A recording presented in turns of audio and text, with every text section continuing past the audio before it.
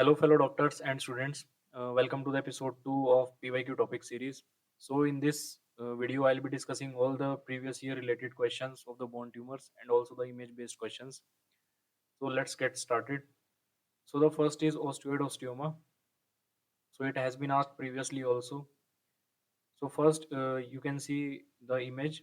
There is central nidus in this, and based on the central nidus, you have to classify it first, whether it's less than 2 centimeter or more than 2 centimeter. If the central nidus is less than 2 centimeter, then it's osteoidostoma. If it's more than 2 centimeter, then it's osteoblastoma. And remember, if the patient presents with night pain, okay, it's a diaphyseal tumor, and so you can give aspirin to the patient and patient will respond to it. This is a pyq point. And if this is osteoblastoma or the size is more than 2 centimeter, then you cannot respond to it. Then the patient will not respond to the aspirin. Okay. So the treatment is you can give NSAIDs, you can do radiofrequency ablation, and you can excise the tumor also. Let's come to the next one. So it's chondroblastoma.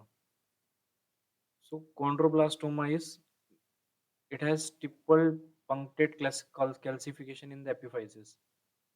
So you can see there is calcification in the epiphysis and there is calcification in epiphysis too. So on biopsy there will be chicken wire calcification.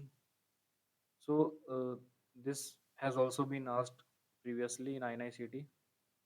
There was a histology image and it was asked which is the bone tumor. So now there is chondromas. So the first is synovial chondromatosis. Synovial नाम में clear है. Synovial means there is chondromas in synovial space. So you can see multiple chondromas in knee joint area. It's a classical image. You have to see the image and you have to just mark the answer. So most common causes, it's also PYQ. Most common causes multiple loose bodies in joint area. Okay, so now there are Olliers and Maffucci. So they are very confusing. So you can see in both there are multiple enchondromas. In both there are multiple enchondromas, but the difference is that in Maffucci there will be hemangiomas. Okay, in Maffucci there will be hemangiomas. But in Olliers, there are no hemangiomas. In Olliers, there are no hemangiomas, only multiple enchondromas. An image you can see here. Let's move forward. So now there is fibrous dysplasia. It's a dysplastic tumor, or you can say it's a dysplasia. It's a dysplasia of fibrous tissue. It's a dysplasia of fibrous tissue. So these are all PYQ points. Number one is biopsy, which is Chinese pattern, and number two is on gross X-ray, you can see it's a Shepherd hook deformity. And number three, it's a dense sclerotic rim area in the bone, and it's called the Rind sign. And you must have read the McCune-Albright syndrome in the peds and pathology also. So there is fibrous dysplasia.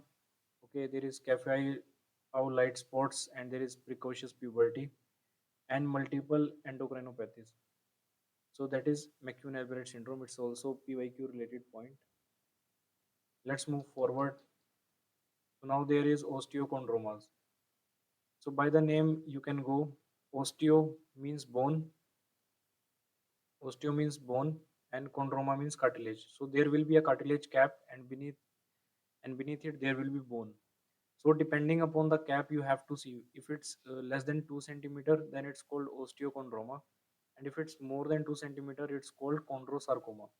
And chondrosarcoma is malignant, but osteochondroma is not malignant. Osteochondroma is benign. So let's move forward. So now it's Ewing sarcoma. It has been asked so many times in the PYQ. I can give it 5 star.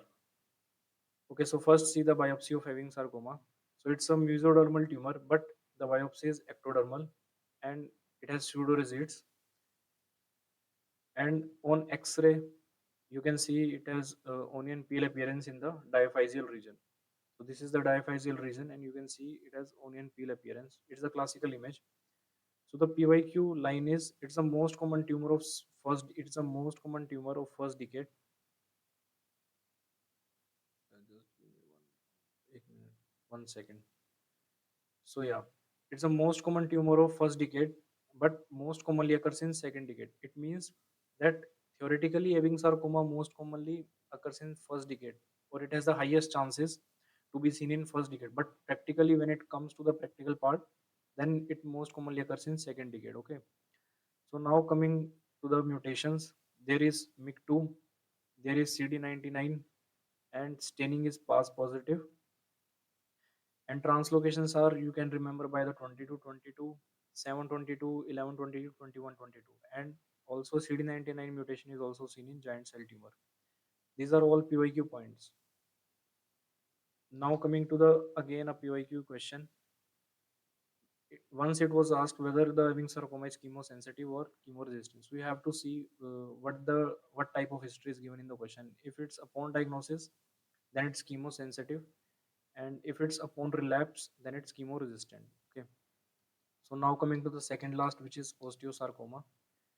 So if in question there is a history of radiation to the patient, then definitely you can mark osteosarcoma. And also if on X-ray you can see a Codman triangle and it has sunburst appearance, then again it's osteosarcoma. And it's a pulsatile tumor. You don't have to forget it. It's a very important point. PYQ asked question also. So it's a pulsatile tumor, and the PYQ line was most common tumor of second decade, but most common tumor in children. So theoretically, we can say that in second decade it has the highest chances, but practically when we see in community, then it's the most common tumor which is seen in children. And there are secondary osteosarcomas which are associated with Paget's and fibrous dysplasia. So if in question there is a history of a patient which has fibrous dysplasia, or there is a history of Paget's, and there is a question which is asked, which bone tumor is associated, or which bone tumor can be associated with them? So the answer will be osteosarcoma. Okay, so the treatment will be neoadjuvant chemo and wide excision. Nothing much to remember about it. So now coming to the chondrosarcoma. So chondrosarcoma is, we have done earlier, if the cartilaginous cap is in exostosis, if the cartilaginous cap is less than 2 centimeters, then it's osteochondroma. Okay, and if the cartilaginous cap is more than 2 centimeters, then it's chondrosarcoma. It's so simple. So you can see there is popcorn calcification in the diaphyseal region, or you can see in the metaphyseal region. There is popcorn calcification, and so it's called the calcified tumor in the femur and pelvis. And PYQ point was that it's chemo plus radio resistant.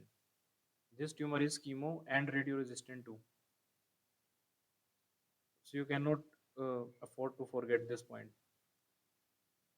Now coming to cyst, all the bone cysts. So there are two type of cyst. There is one is simple bone cyst, another is aneurysmal bone cyst. So simple bone cyst, नाम में लिखा हुआ है simple, so it's quite simple. There is a fallen fragment in the simple bone cyst, but in aneurysmal bone cyst you can see there are multiple cysts. Okay, there are multiple lucencies. There are multiple lucencies, like someone has filled a different kind of cavities in the bone. Okay, now coming to the bony hemangiomas. In bony hemangiomas, you have to just look the image. You have to see on the CT scan. So there are two features. One is polka dot sign, and another is jail bar sign or jail bar vertebra. Okay, so that is bony hemangioma. Now coming to the last tumor, which is osteoclastoma or giant cell tumor. So you can see there is soap bubble appearance. It's a pulsatile tumor. Female has more propensity than males, and it's seen in young age, young or middle age, and it's a epiphyseal metaphyseal tumor. Once it was asked uh, the site of the tumor, so it's epiphyseal and metaphyseal tumor both. So soap bubble we have seen, swelling, pain. These are all general features, pathological fractures, and there will be eggshell crackling sound. And now the biopsy. So you on the biopsy you can see there are osteoclast like giant cells. These one. Okay. And treatment is external curettage. Denosumab you can give because these are giant cells, so giant cells have a rank ligand expression, so denosumab will inhibit those. And differential diagnosis is no nocifying fibromas and aneurysmal bone cyst. So we can see that aneurysmal bone cyst, they look like soap bubble appearance, so we it can be differential diagnosis. Now coming to the giant cells, what are exactly giant cells? Giant cells are basically reactions only in the bone, usually intramedullary, but can involve cortex and soft tissues. It's also a PYQ point. And remember,